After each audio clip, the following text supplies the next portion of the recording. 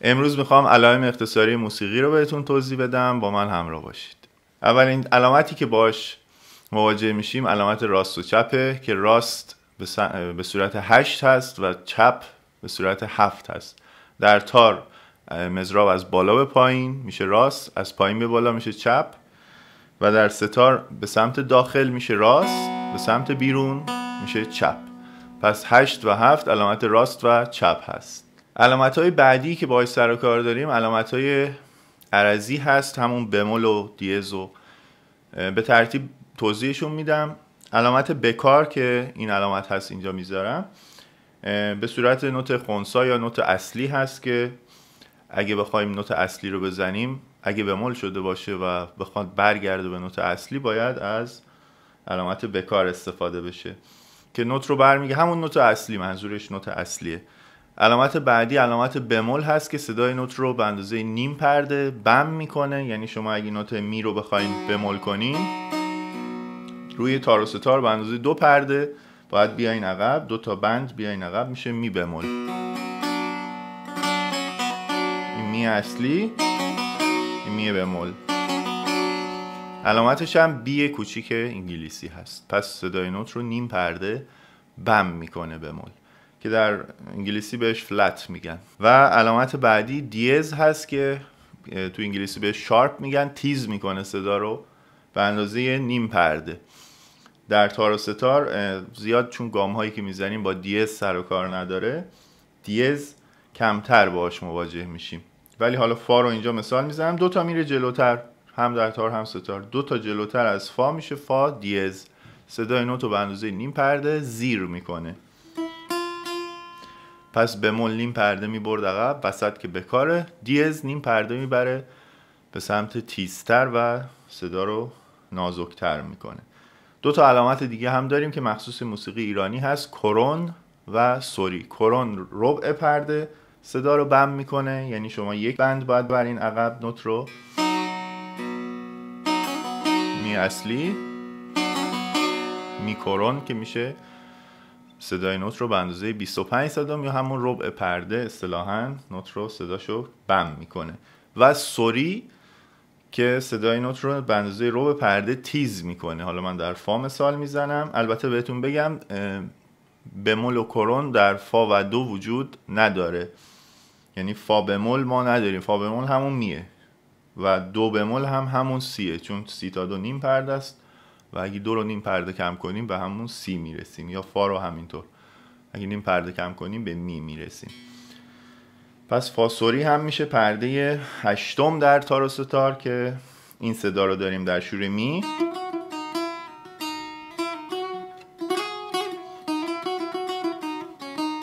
فا سوری استفاده میشه. پس ترتیبش از بمترین میشه بمول، بعدش کرون، بعد نوت اصلی، بعد سوری، بعد دیز. این ترتیب از بم به زیر علامت‌های عرضی یا اکسیدنتال گر انگلیسی بهش میگن. یک سری علامت دیگه داریم، علامت‌های انگشت‌گذاری هست، 1 و 2 و 3 که شاید دیده باشین، 4 هم ممکنه باشه. انگشت اول، دوم، سوم و چهارم. به صورت انگلیسی معمولا نوشته میشه. اگه عادی نوشته بود، الان اینجا رمی فا رو من نوشتم 1 2 3، پس اون 1 2 3 علامت انگشت اول و دوم و سوم. اگه زیرش هلال داشت میشه سیم زرد، باید همون نوتا رو بزنیم. خب رمی فای سیم زرد رو باید بدونین کجا قرار میگیره، پرده 11 و 14 و 15. سیم زرد باید رمی فا رو بزنین، پس اون نیم دایره زیر عدد انگشت گذاری میشه سیم زرد باید انگشت گذاری. و اگه بالای اون عددا باشه باید سیم بم انگشت گذاری بشه. رمی فای اونی که نوشتم میشه پرده 21 و 24 و 25. پس رمی فای سفید، رمی فای زرد زیرش هلاله، رمی فای بم بالاش هلال داره. و علامتش هست که معمولا با سیم بم گرفته میشه، رو سیم بم گرفته میشه. علامت به اضافه هست، یعنی این می رو من میزنم، اون علامت به اضافه میشه، با انگشت شست بگیریم همون نوت می رو. یا مثلا ر که بعضی موقع پیش میاد دیدین این شکلی میزنم، اون علامت به اضافه هست. یک سری علامت داریم برای شدت صوتی یا داینامیک هست که مثلا بعضی جاها رو دیدین خیلی باید آروم بزنین،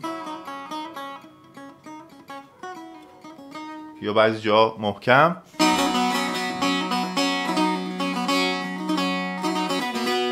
علامتاش از کم صدا ترین، از ملایم ترین به قوی ترین.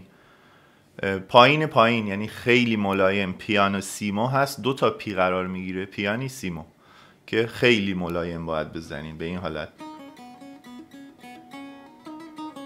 به سختی شنیده میشه. علامت بعدی پی هست که پیانوی خالیه، یعنی ملایم، یک کمی از اون، خب یک کمی شدتش بیشتره. علامت بعدی متزو پیانو هست که یک کمی باز صدا بیشتر میشه، یعنی نسبتاً ضعیف، یعنی یک کم از معمولی پایین تر. اگه هیچی ننوشته باشه زیر نوت که خب به صورت طبیعی میزنین دیگه، نه قویه نه ضعیفه، به صورت خیلی معمولی. متزو فورته علامت بعدی هست که نسبتاً میشه رو به قوی دیگه، یک کمی قوی تر، یکم جوندارتر باید ساز بزنید. بعدی فورته یا اف هست که میشه قوی، یک کمی دیگه قدرت رو میبریم بالا.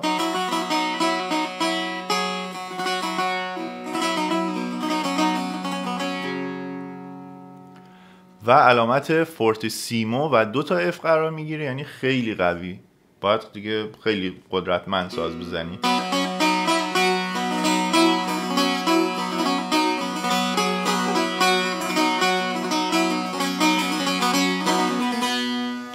پیانیسیمو، پیانو، متسو پیانو، متسو فورته، فورته و فورتیسیمو. خیلی ضعیف، ضعیف، نسبتاً ضعیف، نسبتاً قوی، قوی و خیلی قوی. یه علامت دیگه داریم که باز هم برای شدت صوتی هست که علامت کرشندو و دکرشندو. کرشندو یعنی کم کم به تدریج صدا زیاد بشه و دکرشندو یعنی کم کم صدا کم بشه. مثلا اگه می رو بخوایم 4 تا می رو بزنیم و علامت کرشندو داشته باشیم، حالا تو 4 تا خیلی نمیشه، تو مثلا 8 تا می، 2 3 4 5 6 7 8 کم کم صدا رو زیاد میکنیم. نیا کنین به این حالت. پس به تدریج صدا زیاد میشه، میشه کرشندو. دکرشندو معکوسشه، از زیاد به کم به این حالت. 1 2 3 4 5 6 7 8 1 2 3 4 5 6 7 8. باید بتونین اینو پله پله کم کنین صدا رو، یه دفعه نیفته مثلا این شکلی بشه، مثلا 4 تا رو قوی بزنین 4 تا رو ضعیف نیست. کم کم صدا پله پله 10% مثلا کم بشه، از ضعیف به قوی. برعکسش دکرشندو به این حاله. علامت بعدی اوتاوا باسا، اوتاوا سوپرانا. اوتاوا باسا 8 وی بی نوشته میشه که صدای نوت رو شما اگه می سیم سفیدو بزنین، اگه زیر اون نوشته بشه باید سیم بم رو، یعنی 1 اکتاو بم میشه، 8 تا نوت بم میشه. یا فا همینطور، مثلا فا رو که بزنین زیرش اگه 8 وی بی نوشته بود باید یک فای 1 اکتاو بم ترش رو بزنین، مثلا فا می ره دو سی لا سول فا، باید فای بم رو بزنین. فا 1 2 3 4 5 6 7 8. پس اگه زیر این فا نوشته بود باید فای بمترش رو بزنین، اگه زیر این می نوشته بود می بمتر، اگه زیر ر نوشته بود ر بمتر، اگه زیر دو نوشته بود دو بمتر که میشه دو دستباز بممون. هم در تار هم ستار فرقی نمیکنه. همه اینایی که دارم میگم برای تار و ستار و خیلی هاشون هم برای همه سازهای دنیا صدق میکنه، یعنی لازم نیست که برای مثلا سنتور اگه میزنین اینا برای شما هم مورد استفاده هست و ممکنه با اینا مواجه بشین. و ممکنه اون علامت 8 رو زیر یک محدوده نوتی بذارن که با نقطه چین مشخص میشه. کل اون محدوده رو باید 1 اکتاو بمتر بزنین. مثلا فا می ره دو رو دیگه دونه دونه نمیویسه، میشه فا می ره دو، اینو نوشته ولی زیرش 8 نقطه چین گذاشته. اون محدوده رو کلا باید بم بزنیم. یه علامت دیگه داریم که دیم نوشته دیم که مخفف دیمینوئندو هست و کم کم صدا فید اصطلاحاً میگن فید میشه، ولی خب اصلش دیمینوئندو هست که مثلا یه بازه یه خطی یا نیم خطی رو مشخص میکنه که اینجا صدا باید کم کم بیاد پایین.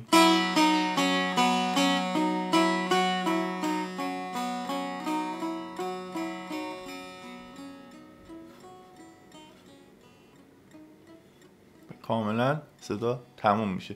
این معمولا برای آخر آهنگ ها استفاده میشه که دیگه آهنگ به اتمام برسه. علامت بعدی اکسنت هست که به صورت 8 خوابیده روی یه نوت قرار میگیره و اون نوت رو باید قوی تر، یعنی یک ضرب قوی باید زده بشه که اون نوت تأکید بیشتری روش هست. اون اصلا علامت اکسنت یعنی تأکید. اون نوت باید تأکید بیشتری داشته باشه. مثلا در اینجا فا می ره دو ره می فا سل، به این حالت نیا کنیم. اون می رو من پررنگ تر کردم، تأکید دادم بهش، به اون میگن اکسنت. علامتش هم 8 خوابیده هست. 3 تا علامت دیگه داریم که اچلراندو هست که اکسل نوشته میشه از همون اکسلریشن یا همون شتاب دادن، یکم باید سریع کنیم، و رالنتاندو و یا ریتارد، هر دوش یکیه، کم کم به تدریج، ریتم کم کم سرعتش میاد پایین و باید کمتر بزنین. اچلراندو باید سرعت رو ببریم بالا، میشه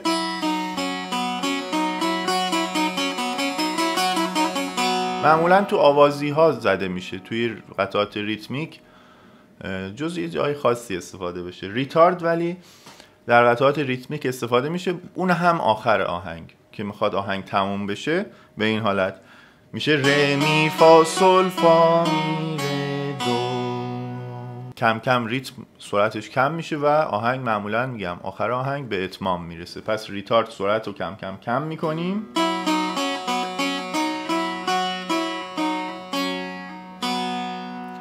اچلراندو سرعت رو زیاد میکنیم و شتاب میدیم به ریتممون. یه علامت دیگه هست که یه نقطه و هلال بالاش هست که علامت فرمات هست، نقطه توقف بهش میگن. شما باید رو اون نوت بیشتر از اندازه واقعیش وایستین. حالا اینکه چقدر وایستین بستگی به اون آنسامبل یا گروهی که داره اجرا میکنه داره. با کنداکتور یا رهبر گروه باید منتظر اشاره اون باشین. مثلا میگه ره می فا سل فا می ره دو، روی ره استاپی داریم و بعدش دو رو میزنیم. حالا اینکه کی اون دو رو بزنیم میگم بسته به نوازنده یا اگه در گروه باشه بسته به اشاره رهبر یا کنداکتور داره. علامت دیگری به نام کانتابیل یا ادلیبیتوم که ادلیب نوشته میشه، یعنی به صورت آوازی و آوازگونه دیگه از ریتم خارج میشه. مثلا فا می ره دو ره. حالا من اینو هی مثال میزنم که یه جمله ثابتی باشه. فا می ره دو ره می فا سل فا می ره دو ره می فا سل فا می ره دو. دیگه از اون حالت ریتم خارج میشه و به صورت آوازگونه و خارج از ریتم اجرا میشه. ادلیبیتوم یا کانتابیل. علامت های ترمولو که یه خط مورب رو نوت قرار میگیره که علامتش رو اینجا میذارم. اگه تک خط باشه بستگی به نوتش هم البته داره. اگه نوت سیاه باشه خب یه پله تقسیمش میکنه، یعنی یک مرحله خرد میشه که میشه 2 تا چنگ. اگه 2 تا خط باشه 2 مرحله خوردش میکنه، میشه 4 تا دولا چنگ. اگه 3 تا خط داشته باشه خوردش میکنه و میشه 8 تا سلا چنگ. پس بستگی به اون نوتی که داره، یعنی اگه رو چنگ قرار بگیره چنگ خودش نیم ضربه، اگه رو اون قرار بگیره یه خطیش میشه 2 تا دولا چنگ، 2 خطیش میشه 4 تا سلا چنگ، 3 خطیش میشه 8 تا 4 لا چنگ. 3 پله میاد خورد میشه و 3 پله میاد پایین.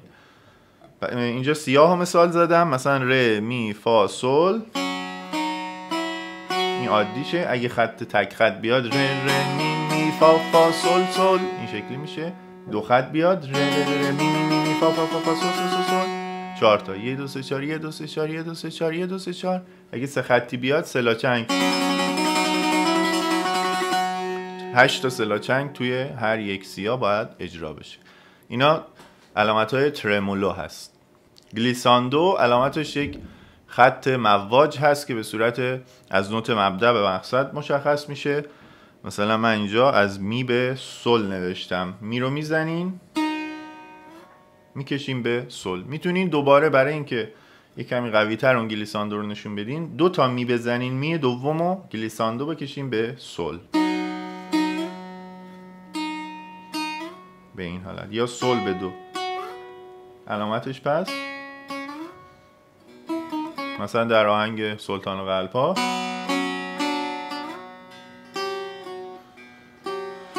پس علامتش یه خط مواج به صورت مورب هست. علامت‌های اشاره به نوت بعد و اشاره به نوت قبل که از ابداعات استاد داریوش طلایی هست. اگه زیر می علامت فلش رو به جلو داشته باشیم، می رو باید به فا اشاره بدیم. اگه به سمت عقب اشاره داشته باشیم باید می رو به سمت ر اشاره بدیم. می رو میکوبیم به فا، زمان بندیش نصف میشه، 1 و 2 و. اگه می بره باشه 1 و 2 و به این حالت میشه. و حالت دیگرش هم اون نوت مورب هست که دیگه مضراب نمیخوره، یعنی دقیقا همون هست. اون اختصاریش هست که ساخته ابداع استاد داریوش طلایی هست. اون علامت ابداع ارشد تماسبی هست که نوت نوشته نمیشه، نوت به صورت کج و حالت اسلش میاد که می رو به فا میزنیم ولی فا دیگه مضراب نمیخوره، همون اشاره است دیگه. میکوبیم به فا، ول میکنیم به ر، به این حالت. علامت تکیه که به صورت دایره تو خالی هست که باید لمس کنیم سیم رو.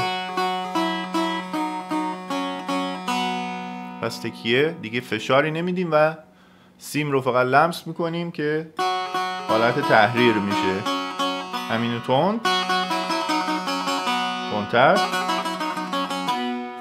علامت تکیه دایره تو خالی هست. و علامت استکاتو که نقطه زیر نوت میاد، کنار نوت نه، کنار نوت میاد که خب بحث ریتمیکش رو عوض میکنه. اینجا زیر نوت میاد و نوت رو مقطع باید اجرا کنیم، یعنی تنین نوت رو بگیریم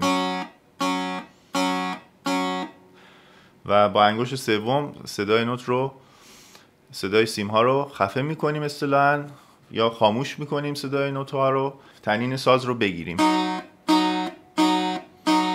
در موسیقی غربی زمان نوت نصف میشه در حقیقت، یعنی اگه سیاه باشه یه چنگ نوت میشه، یه چنگ سکوت میشه 1 و 2 و 3 و 4 ولی خب در موسیقی ایرانی سریع خفه میکنن نوتو، میشه به این حالت میزنن. حالا خواستم تعریف علمیش هم بگم که زمان ارزش نوتش رو شما باید نصف کنی، نصف نوت میشه سکوتش.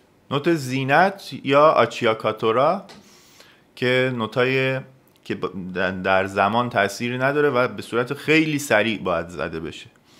الان اینجا می رو داریم، فا زینت هست، نوت ریز کوچیک هست که به می وصل میشه می، فا می، دو می، ر می.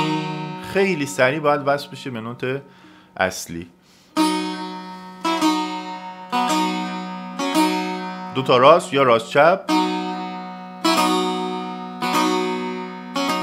یا چپ راست، هر حالتی میتونه باشه، مهم اینه که اون خیلی سریع باید بشینه رو نوت اصلی. علامت دوراب که 2 تا علامت داریم، یکی 8 تا 7 تا 8 زیر هم هست، یکی هم نوت هر 3 تا نوتش نوشته میشه که در اجرا یکی است. اون ابداع استاد علیزاده هست و اون 3 تا نوت که نوشته میشه در ردیف استاد صبا اومده که دقیق تر هست. برای دوراب های 2 نوت و 3 نوت میتونه اون دقیق تر باشه، هر دوش یکی هست به این حالت. اون دورابی که زیرش علامت 0 داره از دستباز میاد، یعنی شما مثلا سل رو دوراب دارین، از دستباز باید 2 تای اولش رو بزنین، نوت اصلی سل میشه. 2 دو سل، دو لا، دو سل، دو فا، می، دو سل، فا، می،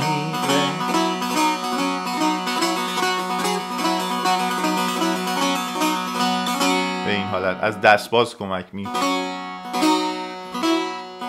این حالت. علامت کندن سیم که شبیه قطره آبه، نوت رو نگه میداریم با انگشت 3 یا 4 میکنیم به این حالت. خیلی سریع هم باید کنده بشه.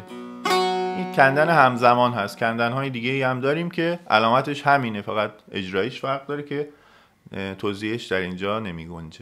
تری که تی آر نوشته میشه، بالای هر نوتی بیاد به نوت بعدی اشاره میخوره، میشه می فا می فا می فا می فا می، که اشاره پیاپی با مضراب راست و چپ.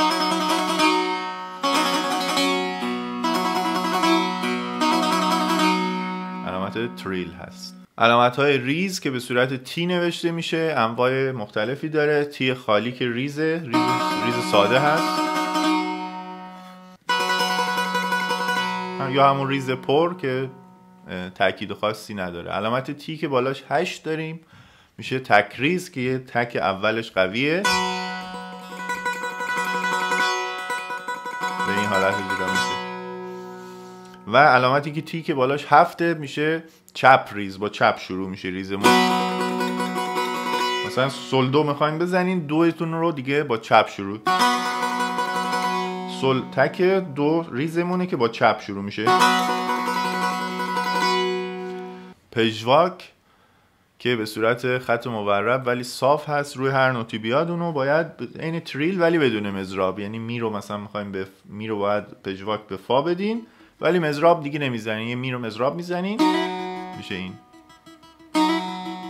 یا ره. یه حالت پژواک گونه به ساز میده که اسم علامتش هم پژواک هست به این حالت. و همون علامت اگه به صورت عمودی قرار بگیره کنار نوت حالت خراش میشه که در ستار نداریم. در تار تکنیک خراش هست، در ستار میتونیم از بالا به پایین فقط به این حالت بزنیم، حالت آرپژ گونه بزنیم که حالا در تار بهش خراش میگن و باید اون تکنیک خراش رو در اینجا اجرا کنیم. کمان به عقب و کمان به جلو. کمان به عقب علامتش یو هست که در موسیقی غربی اون علامت گزش هست که وسطش خط داره یا مردان بهش میگن، که یه نوتی رو میگیرین. سول مثلا اینجا علامتش اومده سول، اشاره به قبل میدیم و سری میایین دوباره رو سول. سول فا سول با یه مضرب به این حالت میشه. و سول به جلو اگه بره میشه مردان رو به جلو که یو برعکس نوشته میشه. سول لا سول با یه مضرب، یه گزش. کندن نه، گزش میره روی لا برمیگرده. علامت دوراب از چپ که یه تک میاد، یا دوراب وارونه هم استاد کیوان ساکت علامت دوراب وارونه رو گذاشتن. یه تک میزنیم چپ راست چپ تک، دو چپ راست تک، دو چپ راست تک. حالا سول که نگارشش هم تک چپ راست چپ تک که اون اجراش هست و علامت نگارشش هم یه دورابی که به صورت وارونه هست به این حالت. حالا اگه نوت بخواد تغییر کنه سول لا لا لا سول رو نوت دوم میشینه. سول لا لا لا سول دوراب وارونه که رو لال نشسته. علامت های ویبراسیون که 3 مدل داریم. یکی هی فارسی هست که رو نوت اگه قرار بگیره سیم رو به صورت ارزی باید ویبره بدیم به این حالت. علامت بند که بی انگلیسی هست، صدای نوت رو نیم پرده قشنگ سیمو میکشیم بالا، اون بند هست که یه ویبره خیلی شدیدتری هست. و وی آی بی که نوشته شده با دست راست نرمه 60 رو رو صفحه ساز و در تار نرمه 60 رو روی خرک فشار میدیم. این حالت یک پیچشی ایجاد میشه که این هم علامتش وی آی بی با دست راست اجرا میشه. و بخش پایانیش علامت‌های تکرارهای مختلف در موسیقی که دیگه ربطی به ساز تار و ستار نداره، یه چیزی کلی هست. هر سازی شما بزنین با این، یعنی در حقیقت بحث نوت‌خوانی هست که تو تکرارها رو باید یاد بگیرین. علامت اولمون علامت تکرار یک میزانی هست که شبیه درصده. شما اون میزان رو باید تکرار بدین، مثلا می فا سول فا این میزانتونه، اینو باید دوبار بزنین. می فا سول فا می فا سول فا این دوبار باید اجرا بشه. و علامت تکرار دو میزانی که همون درصد است، وسطش یه خط کشیده شده، 2 میزان قبل رو باید تکرار بدیم. می فا سول فا می سول فا، مثلا این میزانمونه، دوبار می فا سول فا می سول فا، اینو باید دوبار اجرا کنیم. دیگه تکرار 3 میزانی نداریم. تکرارهای بیشتر از 2 میزان رو باید با علامت دولاخط نقطه دار نشون بدیم. شروعش مثل پرانتز باز و پایانش مثل پرانتز بسته هست. باید دنبال کنین ببینین کجا شروعشه کجا پایانش و اون محدوده رو تکرار کنین. مثلا می فا سل فا می فا سل فا می، سکوت سکوت سکوت، تکرار.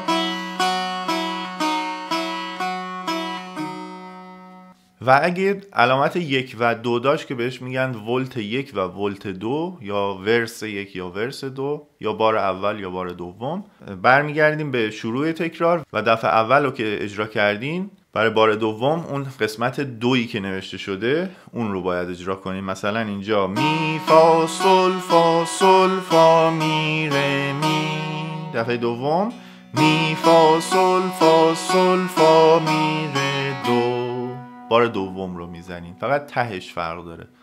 پس به خاطر یه نوت دیگه کل 2 خط نمیویسن، اون تهش فقط عوض میشه. بار اول ورس 1 رو میزنین، بار دوم ورس دوم رو اجرا میکنین و میریم تو تکرارهای بزرگ که علامتهای دیگه نوشتاری داره. دی سی، دی اس، دی سی آلفینه و دی اس آلفینه یا دی چی هم میگن که دا کاپو هست و اون اس هم دا سینیو هست. دا کاپو یعنی تکرار از اول تا آخر اون قطعه، یعنی شما اگه اون 2 خط رو بزنین باید کل اون مجموعه رو تکرار کنین. یعنی اگه آخر آهنگ دیدین دی سی نوشته، اگه 2 صفحه هم بود باید از اول تا آخر 2 صفحه رو دوباره بزنین، کلا انگار ریپلی باید بشه آهنگ. اگه دی اس بود باید از تکرار از جایی که علامت اس درصد دار مشخص کرده تکرار بدین. مثلا آهنگ 3 خطه، از خط دوم و علامت اس رو گذاشته، از خط دوم تا آخر تکرار میکنین، یعنی از اول دیگه تکرارش نیست، از علامت سینیو تکرار میکنین. مثلا 3 خط اگه بود از خط دوم سینیو بود، از خط دوم تا آخر تکرار میشه. و اگه کلمه آلفینه که حالا بعضیا فاین میگن به اشتباه بیاد، اون علامت باید دنبال فینه بگردین، همون فینیش ببینین کجا تموم میشه. اگه دیچی آلفینه بود از اول تکرار میکنین آهنگو و فینه رو پیدا میکنین تا جایی که فینه مشخص شده اونجا تموم میشه دیگه تا آخر آهنگ نمیرین، تا جایی که فینه مشخص شده تموم میشه. و اگه دی اس آلفینه بود دا سینیو آلفینه، از سینیو رو پیدا میکنین تا فینه 2 تا باید نقطه رو پیدا کنین، از سینیو تا فینه و تموم میشه اونجا آهنگ. حالا در اینجا مثلا از خط دوم تا خط 4م، خط دوم ما سینیو هست، از اونجا تکرار میکنیم تا وسط خط 4م و اونجا آهنگ به اتمام میرسه. خب مرسی که تا اینجای ویدیو با من همراه بودین. تمامی علامت‌های موسیقی رو تا جایی که میدونستم و خاطرم بود بهتون گفتم. امیدوارم که این ویدیو مورد استفادهتون بوده باشه. اگه دوست داشتین لایک و سابسکرایب یادتون نره و برای دوستاتون هم بفرستین. مرسی.